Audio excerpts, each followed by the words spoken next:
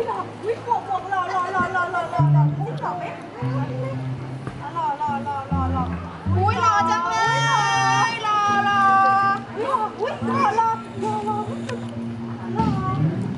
อ้โหหล่ออุ้ยหล่อจริงโอ้พี่สายมา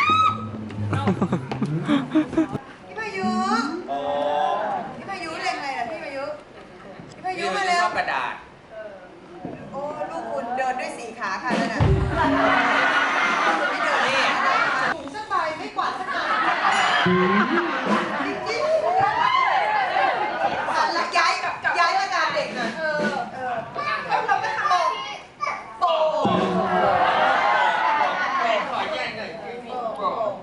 สวัสดีครับเนี่ยสวัสดีครับเฮ้ยเม็ดละเริงนี่ไหน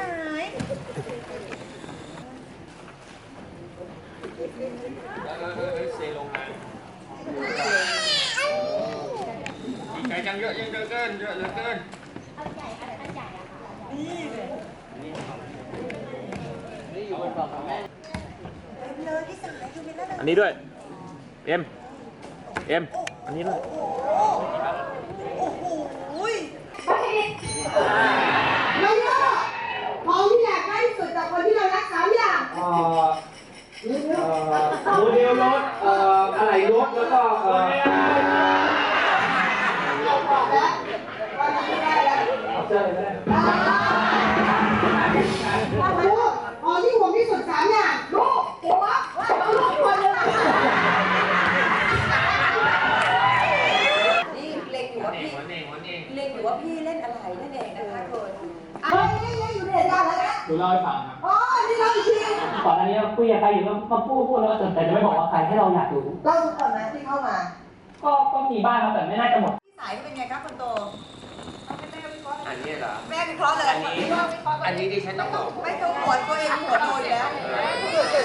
อะไรอ่ะ ทุกหัวโดน หัวตัวเองแล้วแบบที่นาง ทำไมนางชอบทุกหัวตัวเองคืออะไรอ่ะ เวลานางหมั่นเที่ยวนี่มันขนอะไรมาทำไมเล็บดำอย่างเงี้ย ยังไงล่ะนี่เป็นกลุ่มของเราไหม นี่ดิฉันต้องวิเคราะห์คุณค่ะคุณสายฟ้าคะ คุณเป็นคน สำหรับคุณสายฟ้านั้นเป็นพี่นะคะเป็นเฮียเขาเนี่ยตอนนี้เขาไม่เดินแล้วนะคะเขาวิ่งแล้วค่ะเขาวิ่งอย่างมั่นใจ แล้วก็เป็นคนเท่ๆคูลๆเขาจะไม่มาแบบว่าคนพายุเขาจะยิ้มแย้ม อันนี้เขาไม่ยิ้มแย้มนะ เขาก็มียิ้มแย้มแต่ว่าเขาจะทำหลอกก่อน เขาจะช้าๆนิดนึงแต่ว่าคือมาแต่ว่ามาช้า ราชาแต่หล่อๆเท่ คงเหมือนพ่อเลย ๆเขาจะมองก่อนอันนี้พี่ครับ เดิน แต่ละนางวิ่งแล้วเนี่ย ถามคำไงโตขึ้นที่มันเลี้ยงยากกว่าเดิมไหมวะเหรอ แล้วอย่างว่ากลางคืนมันก็หลับยาวขึ้น อ๋อโอเคไม่ถือนะครับ ส่วนพี่พา อยู่เขาไม่อยากอยู่ ส่วนพี่พาเขาเป็นสายเต้นสายเอนเตอร์เทนนะไม่คนหนึ่งคุณคะรู้จักลูกคุณนะคะคุณ ไปเลย แค่จะห่วงเวทีสิ ไปค่ะไปพร้อมลูกโป่งค่ะ ปัง อย่างน้อยก็พูดสักคำให้แม่แล้วค่ะคุณ โอเค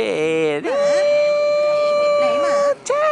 โอเคได้ครับคุณครับ หมาไหนหมา ดิ้น